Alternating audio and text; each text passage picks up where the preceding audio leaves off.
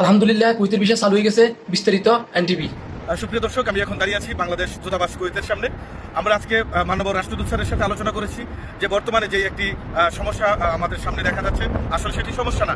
সেটি হচ্ছে যে এখন যদি বাংলাদেশের বিষয়গুলো এখানে যেগুলো বের হচ্ছে সেগুলোর জন্য অ্যাটাচমেন্ট করানোর জন্য সেগুলো কুয়েতের যারা আছে এখানে স্থানীয় নাগরিক তাদেরকে কুয়েতের দূতাবাসে আসতে হচ্ছে। এই জন্যই যে যেন সরাসরি যে কপিল থেকে আপনারা বিষয়টা নিলেন সে উপস্থিত থেকে সিগনেচার দিয়ে সেই রিসিভ কপিটা সে কিন্তু নিয়ে যাচ্ছে।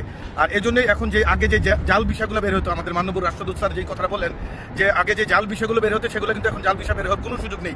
আপনার বিষয়টা হবে সঠিক, সেটি নিয়ে আপনি দূতাবাসে আসবেন এবং যে স্পন্সর কুইতি সে তার হাতে সে এটা সিগনেচার করে তার কপিটা সে নিয়ে যাবেন এবং সে যেই তার বাংলাদেশি নাগরিক তাকে সে নিয়ে আসতে পারবেন।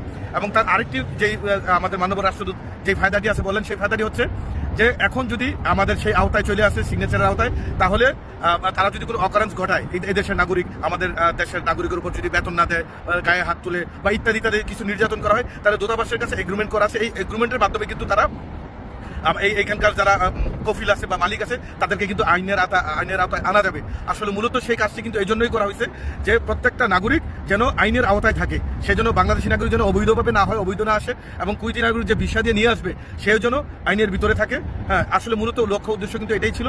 আপনারা দেখেন যে আমাদের পাশের রাষ্ট্রের দূতাবাসগুলো তারা কিন্তু এখান থেকে তাদের নাগরিকদের একটা সুফল পাচ্ছে, তাদের সাথে অন্যায় অত্যাচার তেমন একটা হচ্ছে না, কারণ তারা এগ্রিমেন্টের মাধ্যমে কুয়েত আসতেছে এবং তাদের যতদিন থাকা তারা শেষ করে তাদের চলে যাচ্ছে।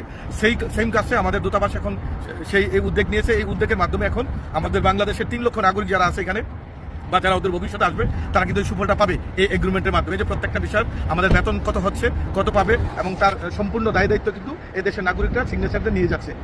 তো ভালো থাকবেন, সুস্থ থাকবেন। আলামিন সরকার, এনটিভি কুয়েত। তো আশা করি সবাই বুঝতে পারছেন, যারা যারা কুয়েত আসবেন বুঝে শুনে অবশ্যই আসবেন। ধন্যবাদ।